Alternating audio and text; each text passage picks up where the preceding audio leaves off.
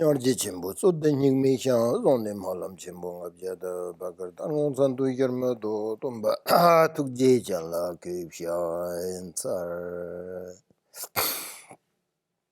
Roman Jujanji Badan, I desem Sanji Ganjing on a ransom churking on some dons of the Laman and Langusha, Sir. Okay. Good morning. Welcome. See you again. Nice. Oh, today we're going to continue the prayer Samantabhadra that we didn't finish last time, the retreat. We're going to that continue today. So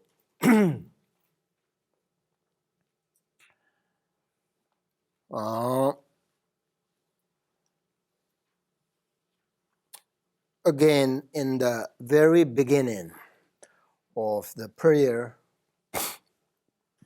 we talked about that there is one nature, right? One nature for everything,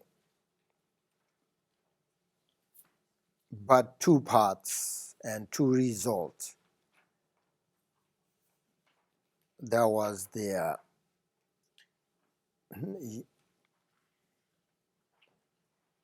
how the Samantabhadra start the prayer. One nature for everything, but two results, two paths, because of two results, because of two paths. One of those paths is just to rest in the basic nature, which is the same as Samantabhadра's basic nature. Do you remember?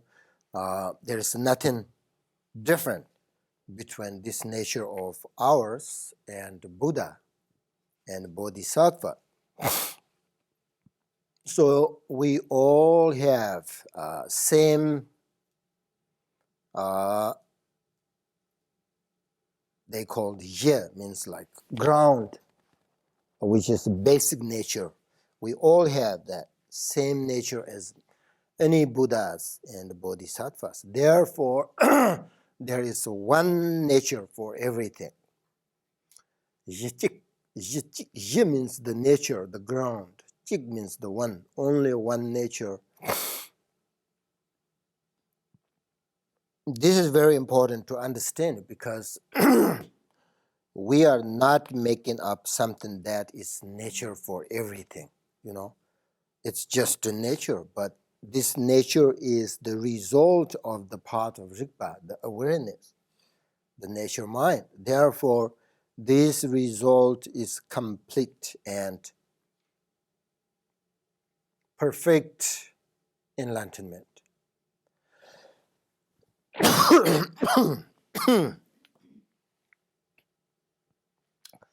Samantabhadra we called primordial Buddha.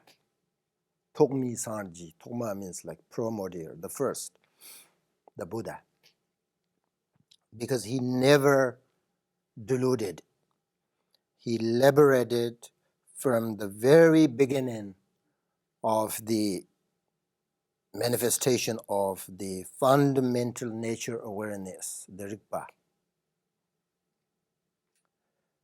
He was the the higher capacity and simultaneously sort of self-liberate. Therefore,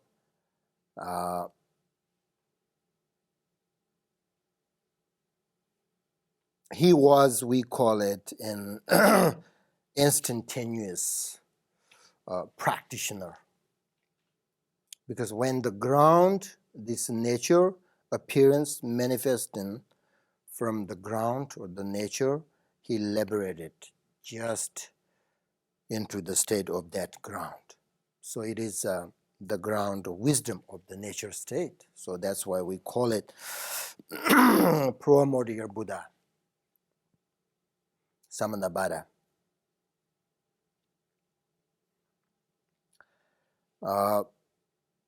On the other hand, for example, the Buddha Shakyamuni was an ordinary person like us, right? He experienced both the samsaric pleasure and suffering. So first he sort of took same path as we did. He deluded, he experienced the suffering, he has all these negative thoughts, emotions, what we call it. But he liberated, right? He became a Buddha. So that's the second, like, we are only deluded, and we took the remember, one nature, two paths. So we took the other path, the path of ignorance, which lead us to samsara. And we have become sort of deluded by not recognizing this true nature, this genuine, the ground, the fundamental. As our habitual patterns develop, our ego clinging arises, and we cling to conceptual objects of grasping. So we are unable to recognize Rigpa itself, the awareness, because we have so many these negative emotions. We experience them every single day, and according to our situation, our circumstances, we only the being that deluded it. But very fortunately, we have the precious,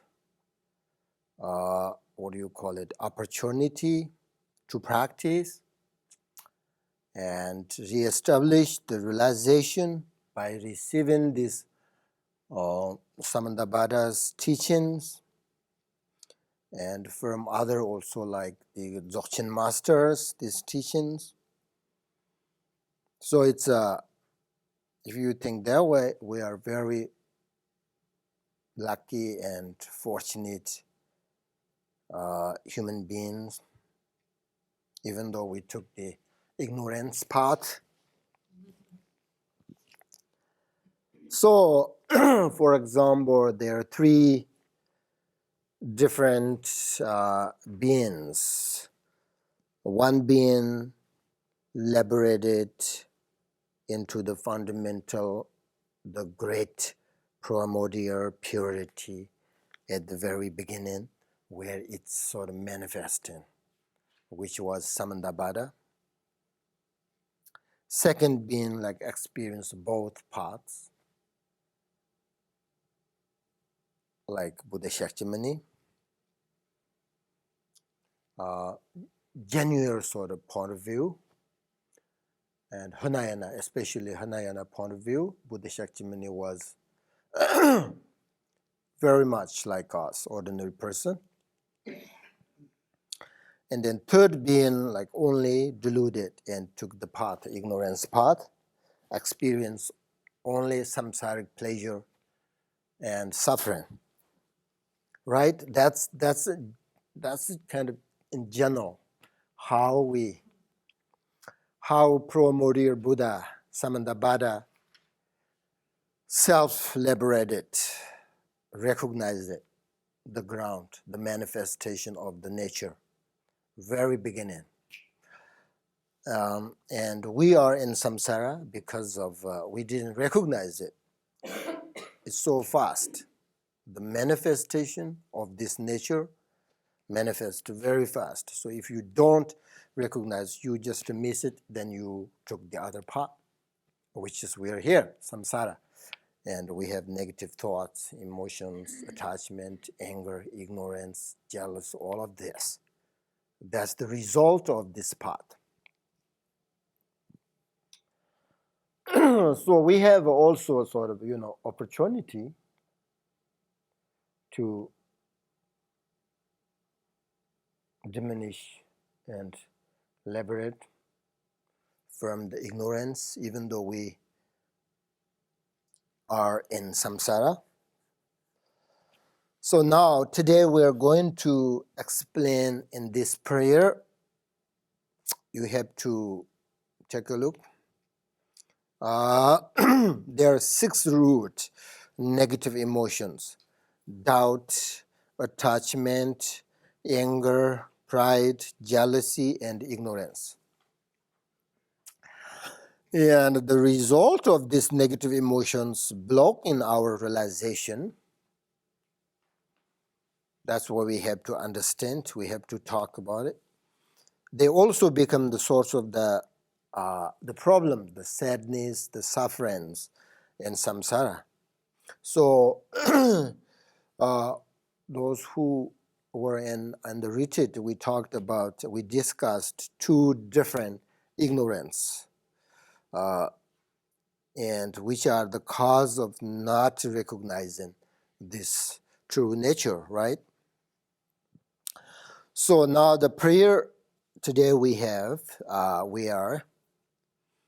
says that dualistic conceptions, can you see it? Dualistic conceptions are the source of doubt that develops from subtle attachment into powerful habitual patterns. Do you see it?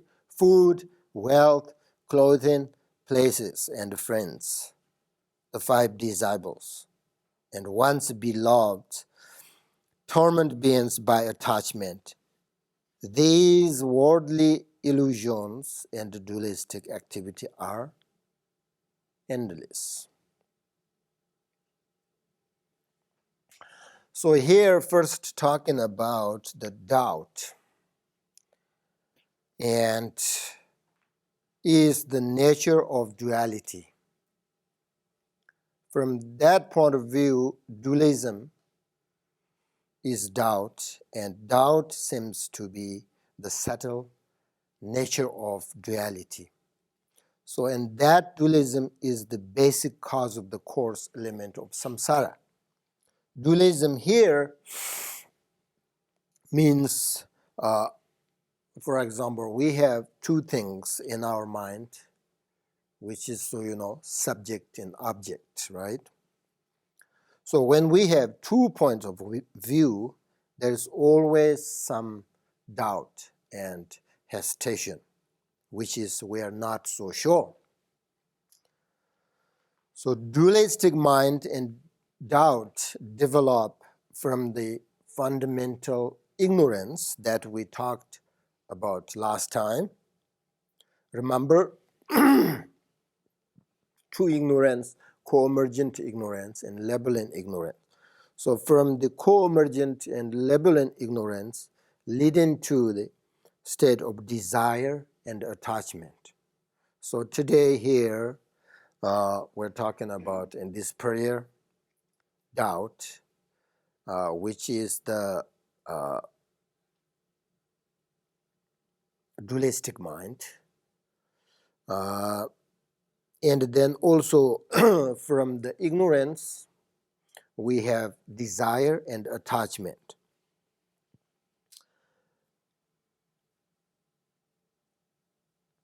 This kind of attachment is very subtle attachment.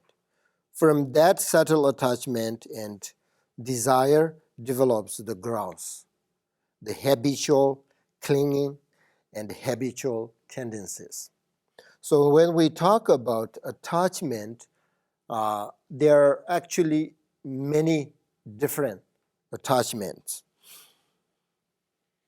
So it is very important for us to really look at our own minds, life, to see what kind of strong sort of attachment we have. But according to this prayer, we have attachment to food, attachment to wealth, clothing, home, etc. So actually, we have attachment to the, they say, 5 desirable sensory experience, which are the objects of 5 sensory perceptions. So the prayer here explains about attachment. This emotion is very, very difficult to destroy. As ordinary people like us, very difficult to diminish, very difficult to understand. So therefore, very difficult to destroy. But it is the root of suffering. When when we look at the suffering, for example, in the world, I think the suffering that arises from attachment is the worst, because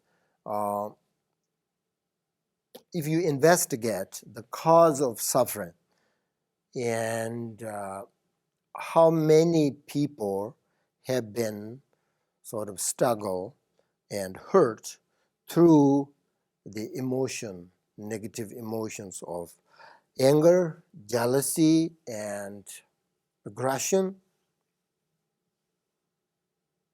If you investigate the cause of suffering in this world, I would say like not many if you compare to attachment.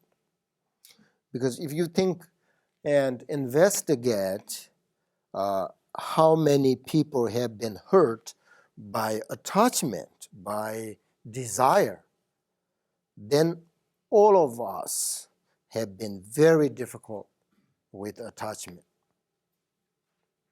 We all have a strong attachment.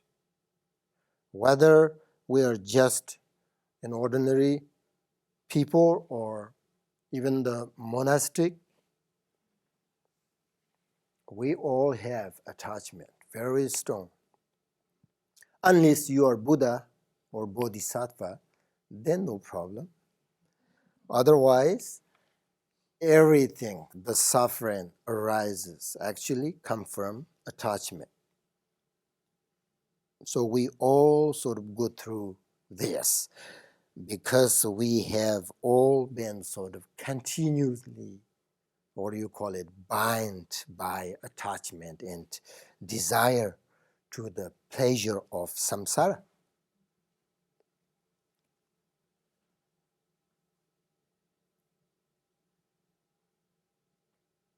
So therefore, then the other negative emotions arise.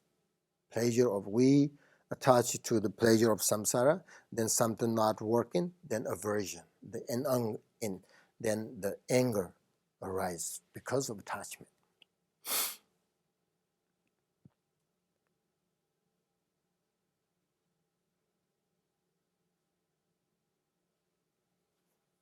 It's very important to understand. For example, Shantideva said that the samsaric pleasure and desire,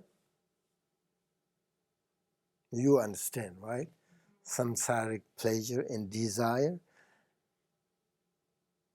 Shantideva was given example like this attachment to the pleasure of samsara is like honey on a razor blade. Very good example, because when we lick the honey, it's very sweet, very tasty, very pleasant, right? That is attachment. That is attachment. We want it more. That is desire. So we all like honey. But we totally forget that the sharp edge of the razor is just underneath the honey. And if we don't know how to sort of lick the honey wisely, intelligently, it will definitely cut our tongue. And then we will suffer from the desire and pleasure of honey. And we never feel satisfactory, even though sort of we know that the razor will cut our tongues and then we will get suffering, but still we lick the honey and continually because of attachment and desire. So that's samsara. I mean, samsara pleasures we want, attachment. And then underneath that pleasure is suffering. So that is kind of, mundane confusion. There is no end to the sort of action of dualism. That is talking about in this prayer. Usually people are not wisely and intelligently how to lick the honey.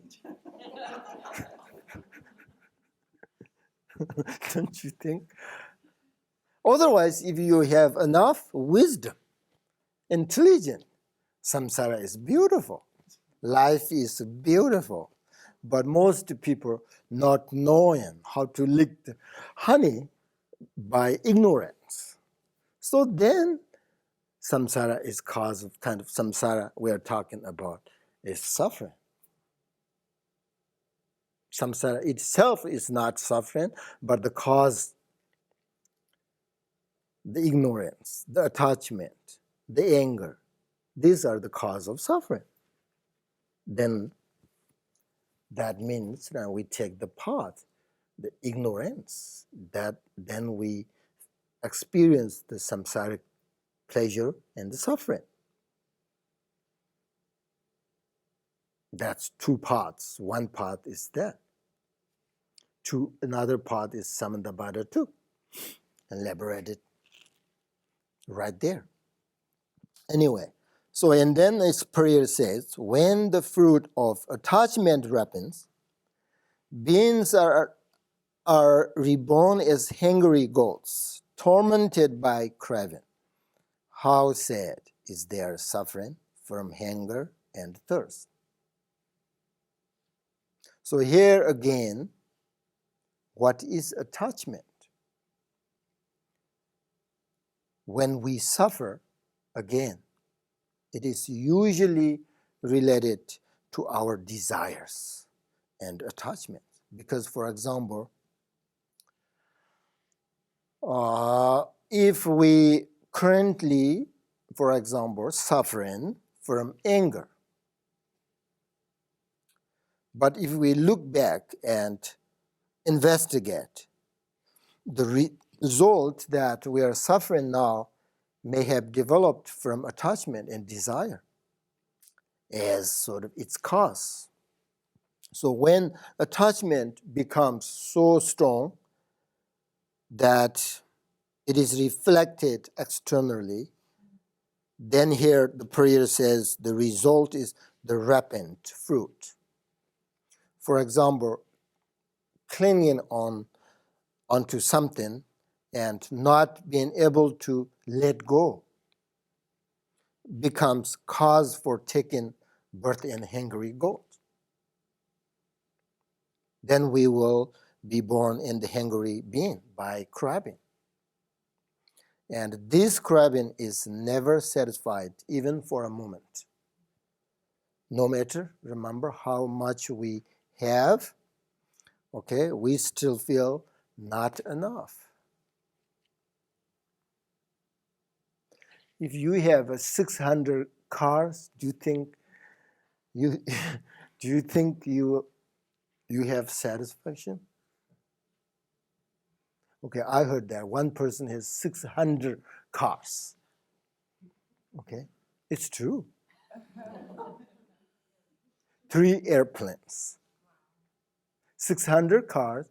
Okay, I don't know, but I think 600 cars, you need 600 people to drive.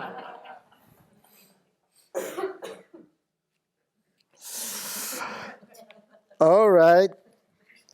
Never satisfied. It's amazing. In Tibet, there's a teacher used to. He has 40 cars. That's also too much, but compared to 600 cars, nothing. This American guy, 600 cars. So we are very fortunate that we don't have 600 cars. So, but I'm sure we feel it's not enough. I'm sure. So if we become too attached, if there is too much strong grasping to our object of desire, the negative result of such clinging can become the experience of the hungry realm. Too much desire, too much attachment, and sort of dissatisfaction can lead us to the experience of hungry state, the goals, the state. So the hungry ghost realm is here today in this world. Do you see?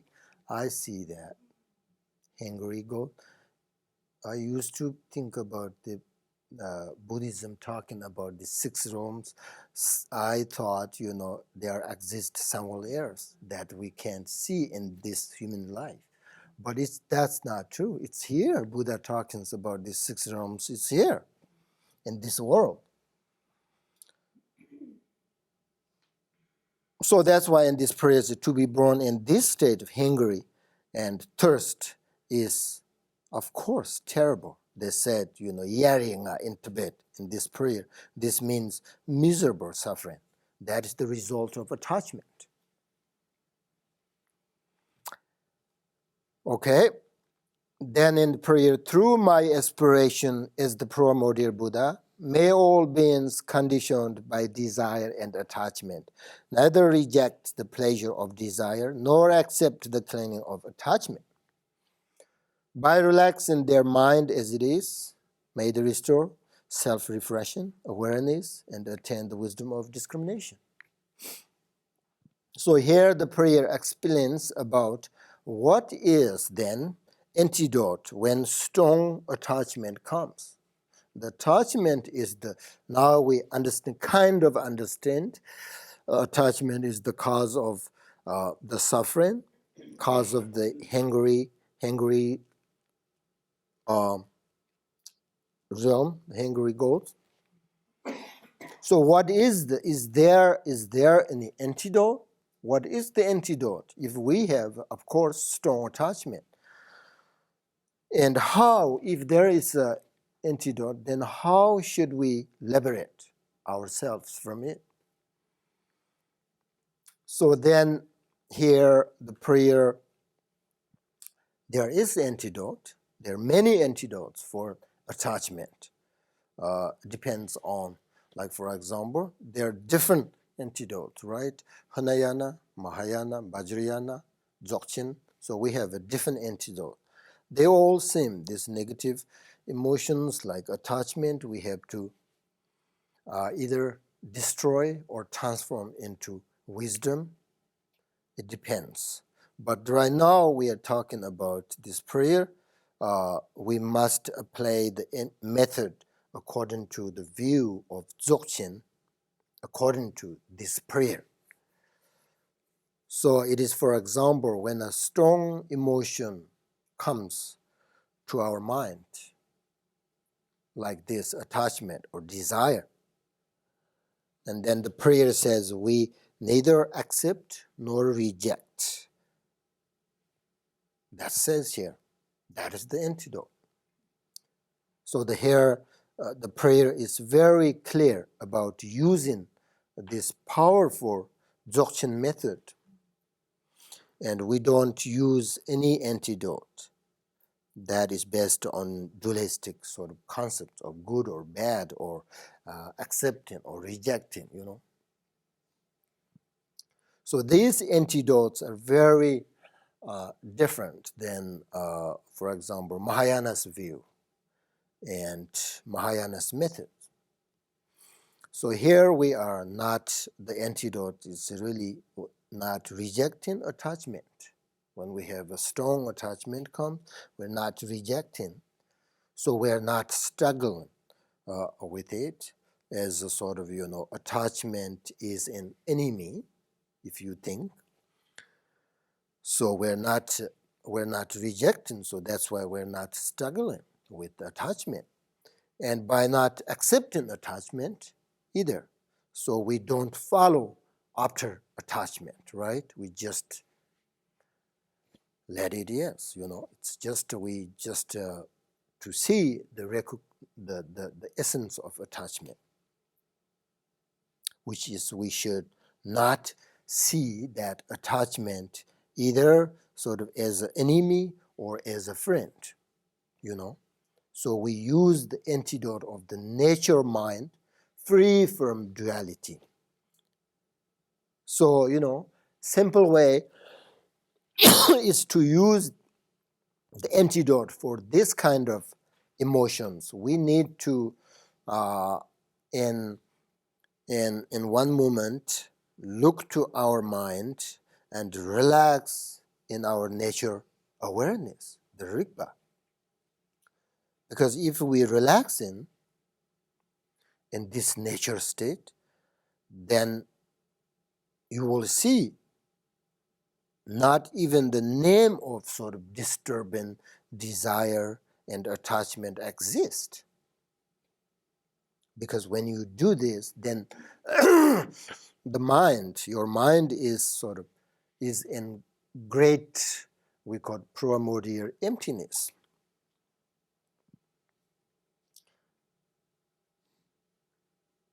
But usually, like, due to our habitual patterns and our very limited experience in Dzogchen meditation, maybe our mind will not stay there for long, when you sort of do this kind of meditation. But it's fine. Our if you do this, your sort of commitment and your aspiration, your joyful effort will bring you sort of back into that state again. So, for example, when you do this kind of meditation, the moment it goes away, right? It goes away because of our habitual patterns, our habitual thought, right away. But you have to bring it back. Try to rest there as much as you can. That's what you call it. That is known as practicing, right? Practicing means like do it many times.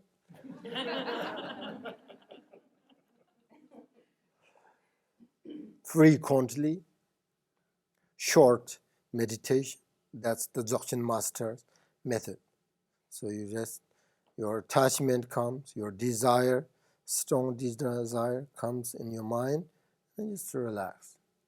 Try to rest on its nature, and then you go away, and then come back. Do that again.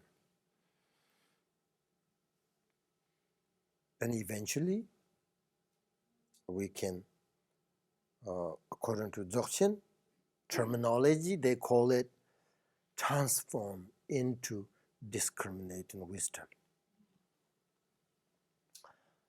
So this Buddha, this Dzogchen masters, eventually, like right now, where our mind, our thoughts, always very comfortable, right? Very comfortable. Develop our thoughts kind of effortlessly, right? When we meditate, it's difficult, right? It's difficult to familiarize.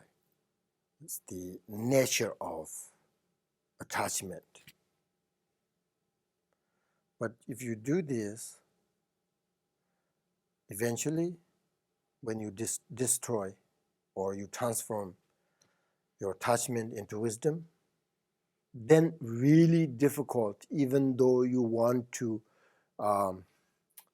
think, even though you want to sort of, what do you call it? Develop?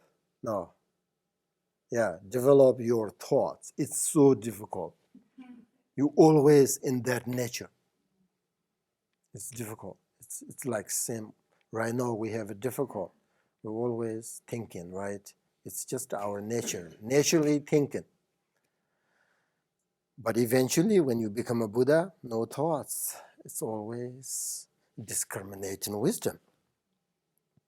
So that's the antidote. Actually, according to Dzogchen teaching, this antidote is very profound and nothing you need just to relax your mind. There is no visualizations. There is no recitations. Dzogchen masters go to what do you call it? The cave. They will bring nothing. They will bring just body and mind. That's all. No text, nothing. You don't have to meditate the best way meditate. You don't have to read. You don't have to recite the mantras. You don't have to prostrate. You don't nothing. Just to relax your meditation. That's the best antidote for these negative emotions. So, but we have problem is laziness, always difficult to understand. Nature mind is not that the problem. It's kind of easy. But once you understand nature mind, you just don't practice. Then what is the point to understand nature mind? Dzogchen masters, they practice day and night, day and night, day and night. Very diligently, then become a Buddha. So we have to practice. So that's why in this prayer says that if you do practice, it brings you discriminating wisdom, because it sort of, if you have this wisdom, then you're never confused when sort of situation arise, and completely free from delusion. Therefore, the nature of attachment is discriminating wisdom, they call it. Okay? We have to more go to. Now the prayer says, when external phenomena appear, a subtle, vibrant fear arises that gradually grows into the habit of strong aversion. Coarse-headed, beating, and killing are born when the fruit of aversion ripens, being suffered and healed by boiling and burning. Now, here the prayer explains about anger. We're done attachment, doubt and attachment, right? Now we have second problem in human being we have is anger. So the conceptual mind and ignorance are again the root cause, but in this case we develop, in this prayer we develop sort of subtle fear towards certain external phenomena arise, and all emotions are connected through this fear. From this fear, the habit of aversion develops. When this feeling becomes stronger and develops, it evolves into anger. So from this come the verbal action, of course, of speech, like, in this prayer says, like, scolding or shouting, like verbally.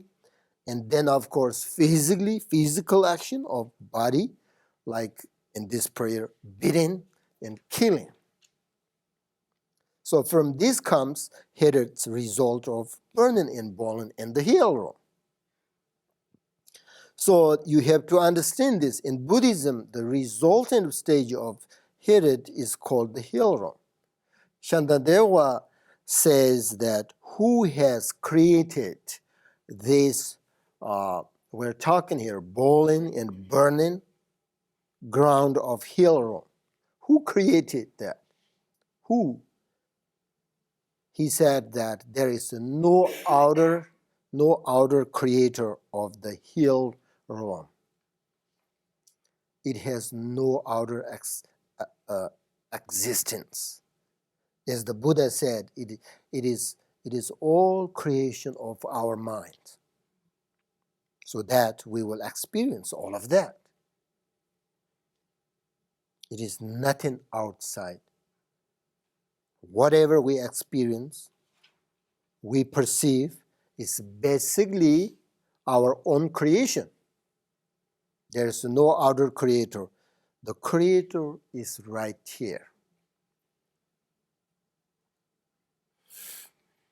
Because the way we perceive, the way we relate, the way we see the phenomena is very much our mind only, according to Buddhism. That's why in Buddhism they call mind only experience. So when we develop anger, we will have the experience of hell in this very human life. Shantideva said that when your mind is disturbed by this anger, by this hatred, it is actually you are burning yourself, you are burning yourself. Therefore, the Hieron image in Buddhism is the image of pain of aggression. So therefore, the way of Bodhisattva, the Shantideva says that it is impossible to destroy our object of anger outside. If you want to destroy it, the best way is to look inside, find your true nature, and conquer that. The antidote for this sort of habitual patterns of anger is we must relax again the mind and look directly at the mind and at this anger again without sort of accepting or rejecting anything. So this is the wisdom of, according to this prayer, wisdom of clarity, because it's like a mirror. All these appearances arise in the great sort of liminals. If you really relax, when you get angry, you need to relax. That's all. That's the thing. You have to relax. Mahayana point of view, when you get angry, be patient, tolerant, right? Dzogchen point of view, they don't use that kind of things. Patient, tolerant, open your mind. They don't use that. Dzogchen point of view, please relax. When you get angry, try to understand the essence of anger. Then you will see the great luminous, the clarity, the brain. It brings you the wisdom of clarity, wisdom of luminous. So we have the 6 negative emotions which cause the main cause of 6 realms. But you have to understand that these 6 realms, it's nothing exists outside. It's only in our mind. It's the same thing.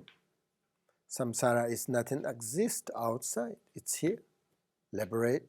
The enlightenment is nothing exists outside. It's here.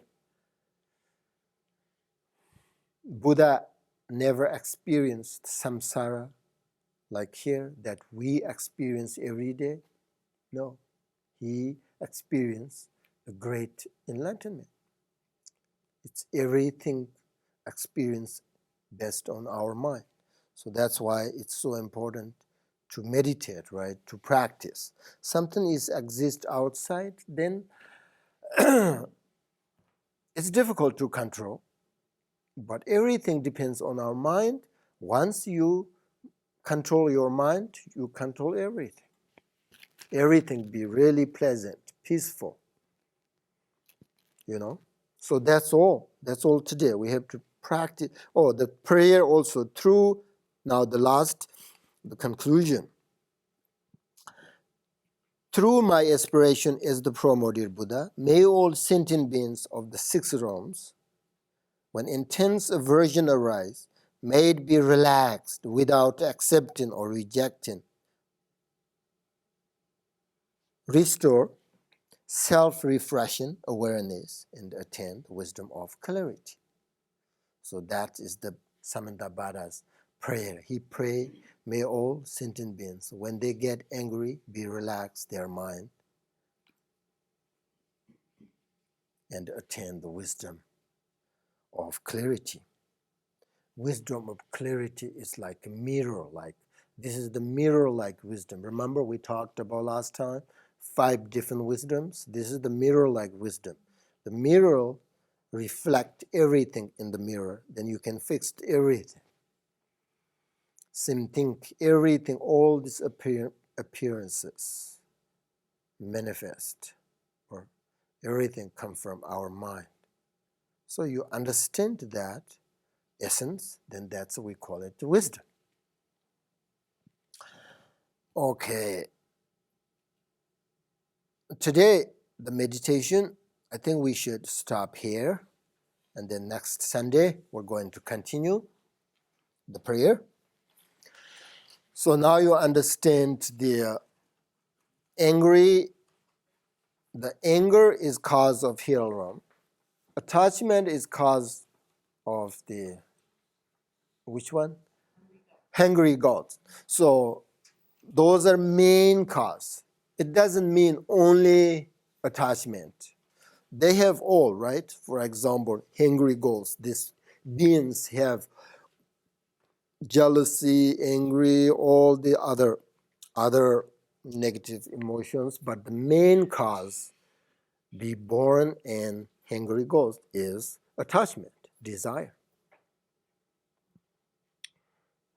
The same thing here on.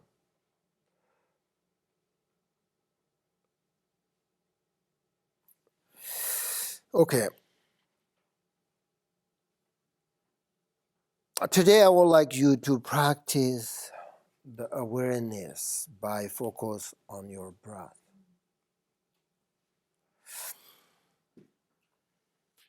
So in order to do this, when you breathe in,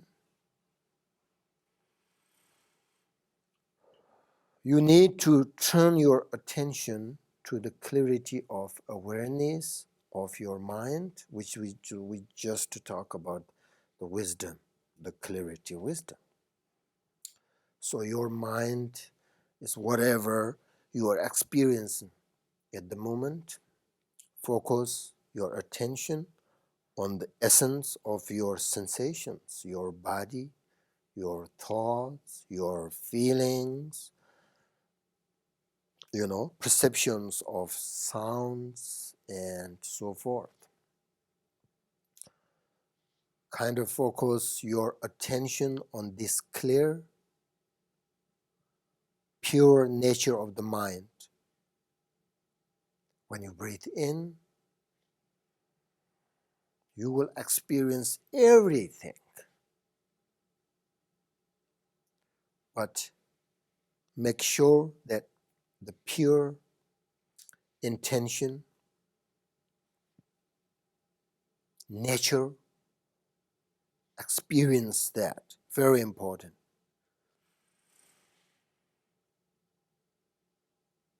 You experience everything within one breath. And then when you breathe out, let your mind and breath dissolve in the space of the great primordial emptiness, and recognize the nature of your mind. Concentrate on this very vast, unobscured emptiness.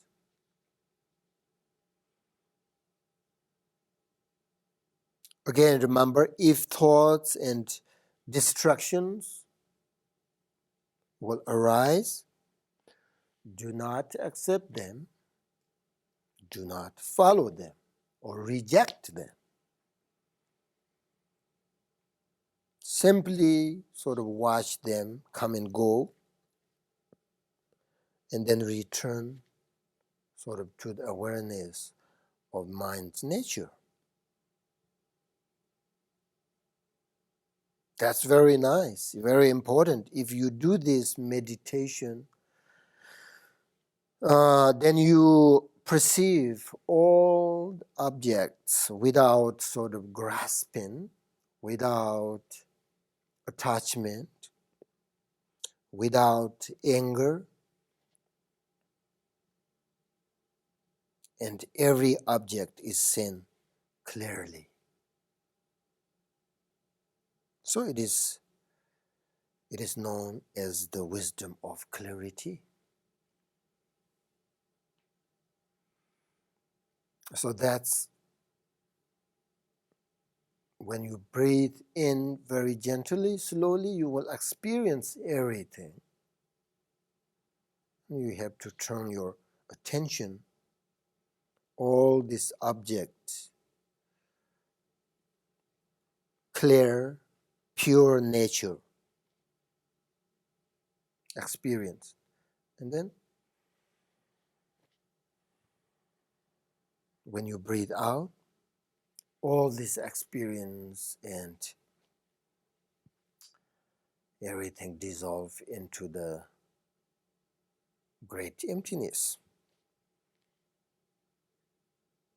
Recognize nature mind, that's all. When we talk about like this, just kind of, very slow and get to there, right? Lots of sort of layers and stages in order to get there. But when you meditate, not like that. When you breathe in, you will experience, breathe out, you recognize the essence. So that's very kind of simultaneously and very quickly, actually, within like 2 breaths, breathe in, breathe out, you will experience and you will see so many things. So make sure that not accept, not reject. That's the antidote.